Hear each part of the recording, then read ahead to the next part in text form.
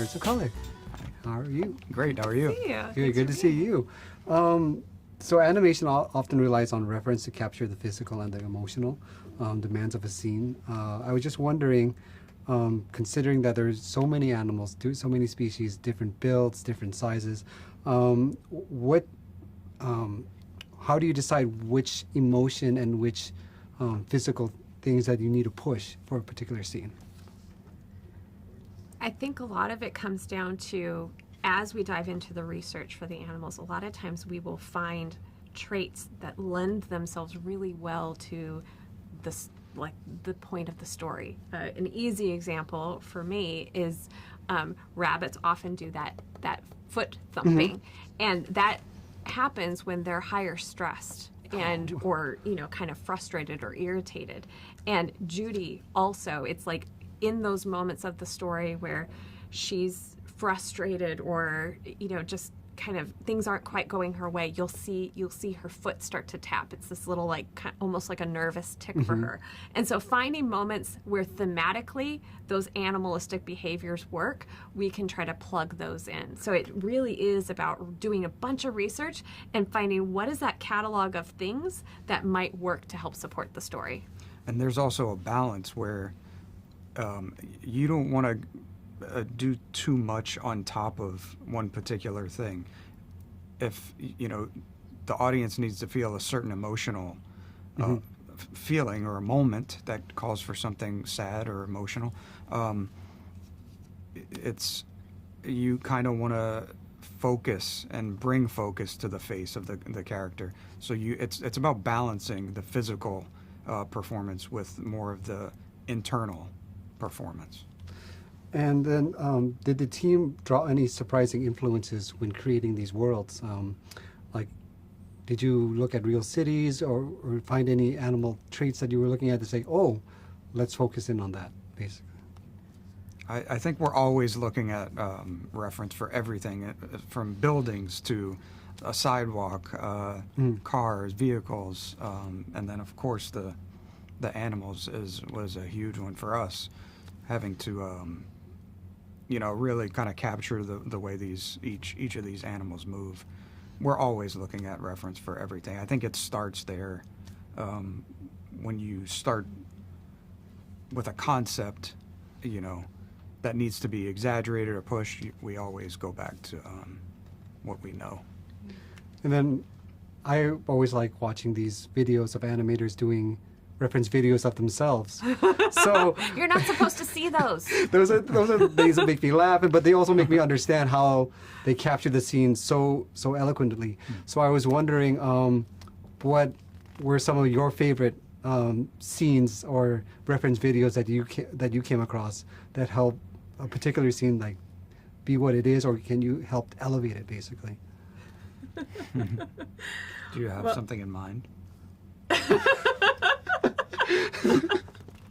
I mean, you filmed a lot of reference for people. Yes. I enjoy that part of the process. Okay.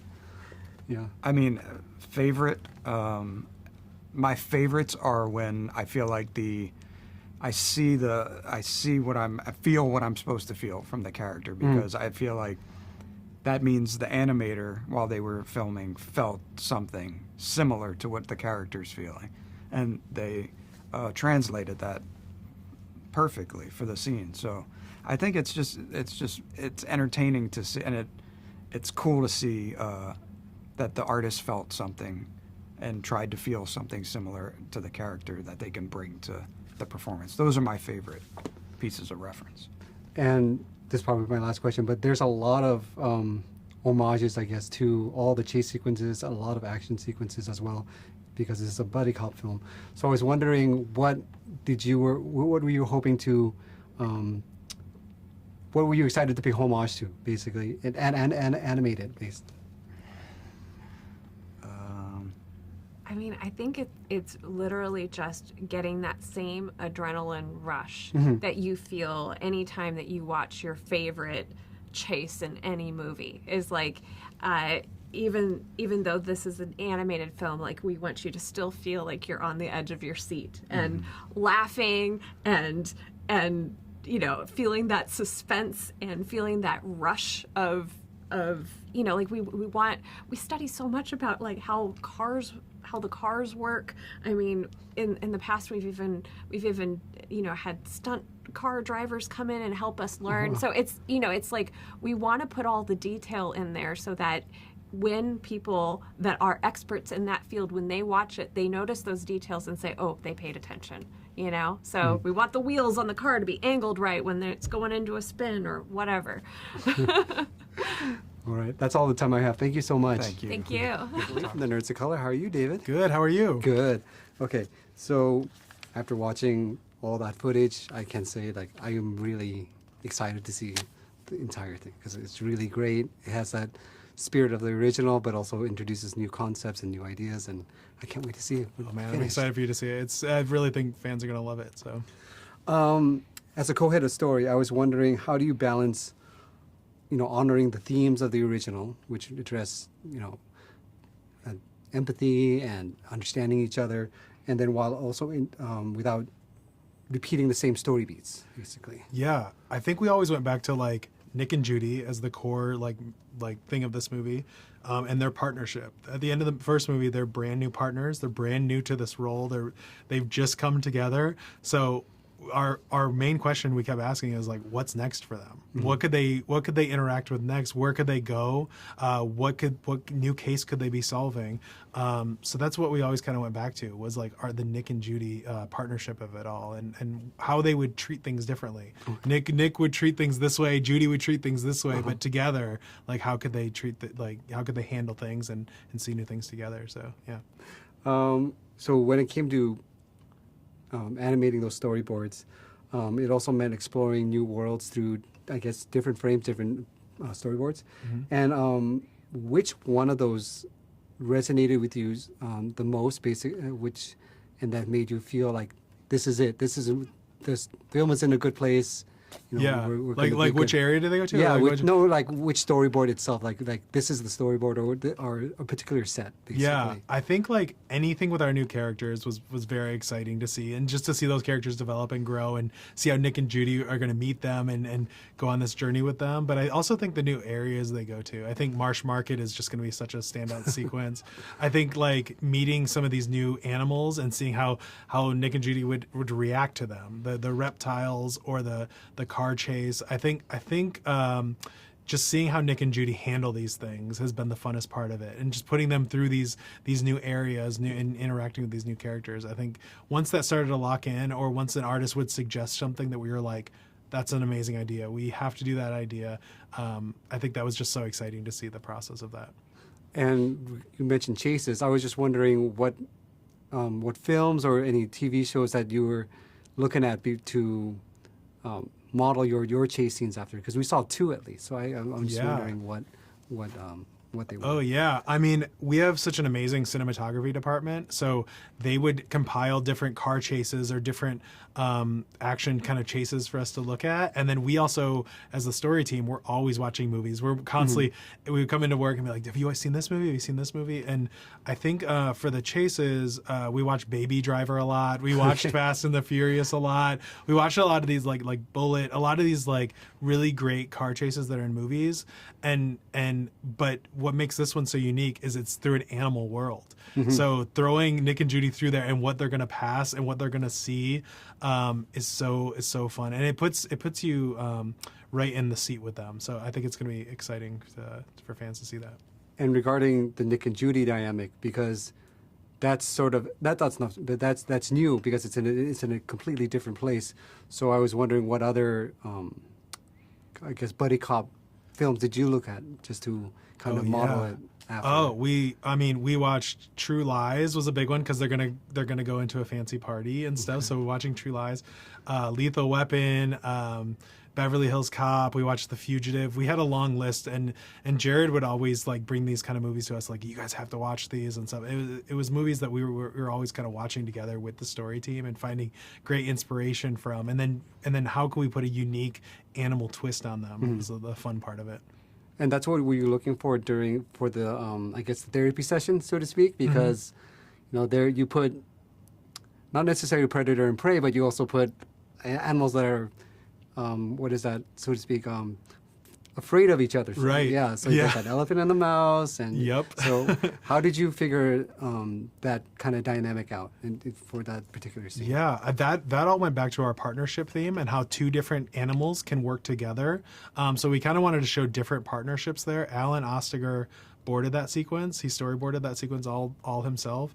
And he was just really playing around with the different animals. Like what kind of partnerships would be funny to see work together, and why are they in this therapy class? They're obviously not getting along for some reason. So just seeing the different animals that have these partnerships, I think that's where that scene all kind of spawned from. Oh my gosh. So, well, this looks great. I can't wait to see it. Thank you very much. Thank you so much. It was great Michael talking. Lee, or Michael Leamer from the Nerds of Color. Yeah. How's it going? How are you doing? Pretty good. Pretty good. Doing good. Good. So, the presentation was always so amazing, and everything was just so great to see. I laughed, and I was so tensed up when I saw all the action sequences too. So there's that perfect balance. You guys achieved that based on just the presentation alone. Oh, thank you for saying that. As with most sequels, there's explorations of uncharted territory. So with Zootopia 2, it introduces new areas like Marsh Market, and I was just wondering, what exactly goes into designing these kinds of worlds while staying true to the world that you already had built, Oh, yeah. basically? Well, I'd say, I mean, even with the first one, I think it started with, like, if animals built this for animals, what would they do? And it's all about sort of, I think that was sort of the magic of the first film, is that this is not meant to be humans doing this. It's meant to be all animals thinking about, like, what would they make them comfortable in this big metropolis together. So I think even with Marsh Market, like, there are suitable environments for, like, aquatic animals or semi-aquatic animals, and then we just kind of build from there. And then we have these amazing designers around us who would then take that and make it look beautiful and functional and actually build something that feels absolutely real. You could put a camera anywhere in Marsh Market and it would look like it's just as beautiful and interesting. Yeah, and I'd say because we have people that can build these very real places. At the same time, we have other, story artists that are figuring out, okay, well, what's going to happen there? And that's a different thing. That is, okay, what's the entertainment value? What's something you can put in there that's clever? What's the path of action through there? How is that the most compelling version of what that is? How do you really take advantage of the whole set? So there's this really interesting conversation that happens between sort of the creative thrust through story-wise and these amazing, the architects that are building this place out. And it's not like something gets done and it's locked in stone. I think there's this, as you're building it, everyone's bringing their ideas in that, and the best thing wins, and then the story also tells you which path to take. Yep. Since the first Zootopia was struck such a chord with audience because it had a message of empathy and understanding each other, basically, it really resonated with audiences. So given today's climate, I was just wondering, how do you approach that? How do you approach the sequel with a way that you can echo those kind of sentiments with a fresh kind of message? Well, I think, something that we love so much in the first film, it's really the story of these two characters, Nick and Judy. And that was the core of the whole story. And so I think as we headed into this story, we knew that we just wanted to continue to dive down in that relationship. In the first film, they'd just gotten to know each other. They had 48 hours to crack this case and then decided to become partners. But now what? They're very different, obviously, animals, but also the way they see the world is very different. And I think that something we found is that, the DNA of the first film, that there's these opinions they had about one another. That's where we started. We wanted to continue that conversation. So now that these two animals that had opinions about each other are together, they start to see the differences that they really have, that they're spending more time with one another. How do you cope with those differences? How do they sort of square those things up? How do they move past them? How do you see those differences as an advantage? And so I think for us, as we looked at it, we wanted to be true to the characters, true to human nature, and feel like that's the logical next step in their relationship. When we saw it, the presentation, there was a lot of pursuits, a lot of chase scenes, and that was really intense. And you had mentioned it was like really a collaborative effort. But what I want to know is what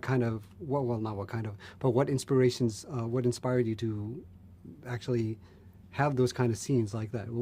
Are there any cinematic, films that you looked at? There's like, I kind of want to take some of that bits and put it into the other chase scenes. 100%. I think we're all film geeks at the studio. Like, everyone we work with are all filmmakers in their own right, and we all have our favorites. But you'll see nods to Spielberg and Kubrick and Coppola in their great action films. You'll even see, like, sometimes with the Wind Dancer stuff, we may lean into 90s TV action, here and there.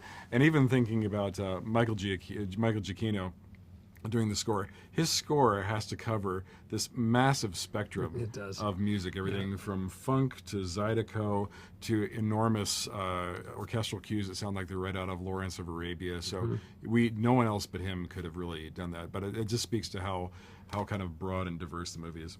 Hi, I'm Michael Lee from the Nerds of Color. How are you? Hi, I'm good. How are you? Good, good. Thank you, Yvette, for taking your time to talk about Zootopia 2. Yes. So we saw about 20, 30 minutes or so, and it was really great. And I laughed, and then I was so excited to see that there was so much more action to this because there's a lot of chase scenes, but we'll get to that a little later. I was just wondering, what are some of the challenges for you as a producer to visualize, get the director's vision and then realize the realities of production, basically? Yeah, I think this is a very big film. Zootopia is a big world, and so coming back, we know the original film set up the world so well. So we knew we had to match that in the sense of filling the world and making it feel like a city that animals lived in. So coming in as the producer, I really want to make sure that we set the tone and environment where the creativity isn't limited and they're able to explore. They take the time and they feel safe to explore and think of anything they want. And then as we start kind of forming the story and deciding the areas, in which we want to go, we can have the conversations about figuring out, okay, how exactly are we going to accomplish this, work with the teams. We have an amazing team of artists and production people who love to collaborate and really work on solving problems on how to accomplish these big asks. As someone who's produced on multiple animated films, what are you looking for? What are you looking forward to in this particular sequel? I think what I'm looking forward to most is sitting in a theater and watching it with people and having, it's always my favorite thing to do is to go to a theater the weekend that a film opens and watch people go into the film, watch it with them, and then kind of listen to them as they come out and see kind of what they thought. And what I am really looking forward to is people just having a great time at the theater. And since the first film resonated with a global audience because it reflected kind of our world in a metaphorical sense, how do you make sure those themes continue to resonate without so much of it echoing, but you want to say something new as well? Yeah, I think when we came into this film, we really wanted to focus on Judy and Nick and their relationship. We all have relationships in our lives, and we all meet people and become friends with people.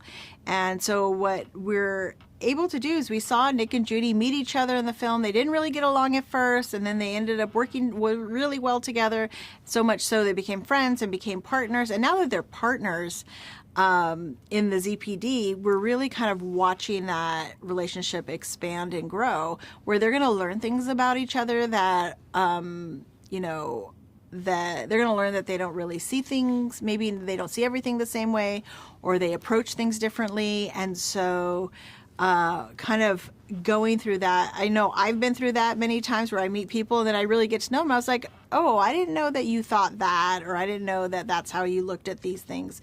And so, but really getting through those moments made our friendship stronger. So. And how do you prioritize what goes into a film versus what goes on the cutting room floor? You know what, it's easier. It's really when your priority is story and making the best possible story, it kind of tells you what needs to come and what needs to stay in and what needs to come out.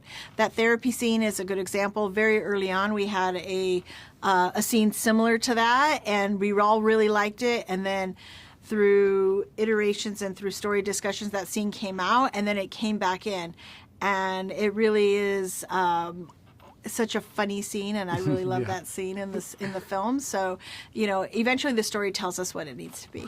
Professional artists and professors, maybe a nerd who's just like you, talking about the things that you like too. So I invite you to the NOC. In full color, you see me. The Hard Knock Life, comics, movies, and TV. Yeah.